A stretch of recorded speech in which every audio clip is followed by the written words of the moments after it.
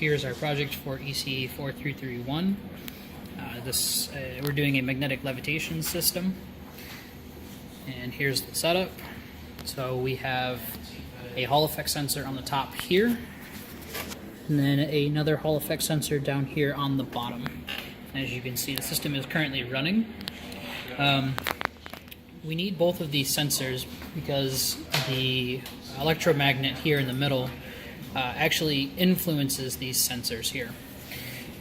So we use both of them in conjunction and a difference amplifier to cancel out those magnetic fields.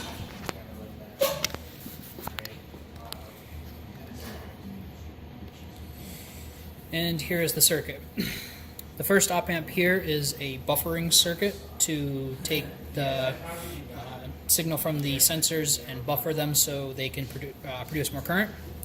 Then we have a difference amplifier to take the difference between the bottom and top sensors.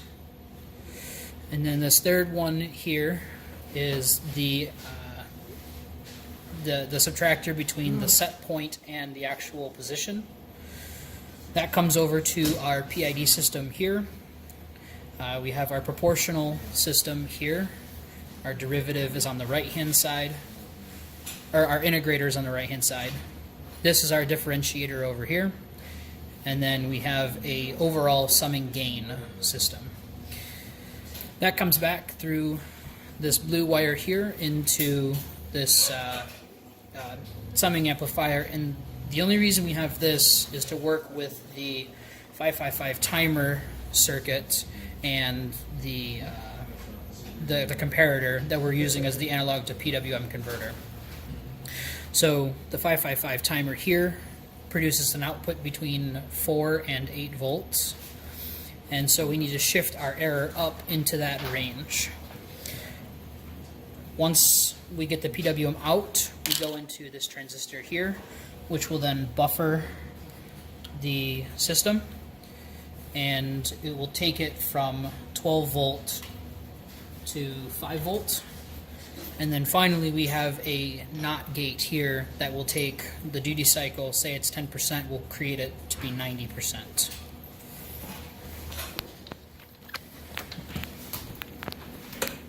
So here the system is running, and I'm actually going to switch the system off and you'll see the magnet fall, and then I'm going to turn it back on and we can see the step response of the system.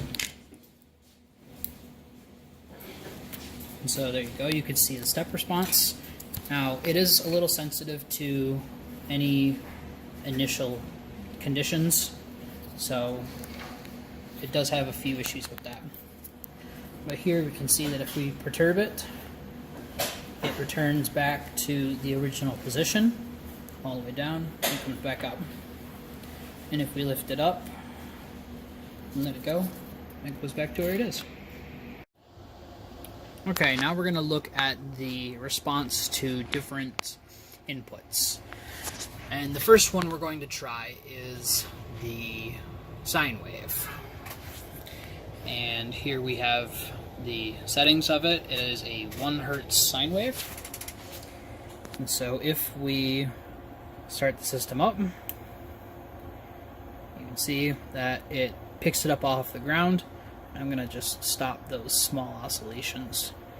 And as you can see, it bounces up and down.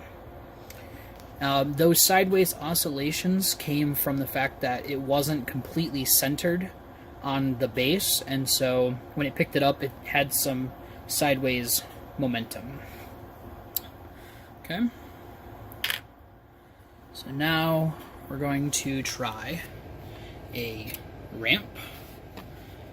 And mine defaults to 10%. So we're going to change that to 50%. And we will wait for the oscilloscope to update. And there you go. You can see that we're feeding in a triangular wave. Now this one is a little weird. There's an issue with the system, and I'm going to address that in just a moment. But we're going to put this stick on here, and that's going to keep it from pulling it up as soon as I turn the system on. So the system is now on, and we'll bring it up. And so there it is. We have a triangular wave feeding this. It does have a little bit of noise on it. Now, what we can do is we can change the symmetry. So we can make it more of a step. And mine is limited to 10%. Now, this system, the issue that we will see is that the noise from the electromagnet is actually being coupled into the sensors and into the F of T signal, and so we end up getting a lot of high frequency noise on the system. But here you can see the ramp response to the system. And see there, you can see it starting to go unstable. So the square wave is the easiest to show the noise on it, and I'm going to actually take the magnet out for this.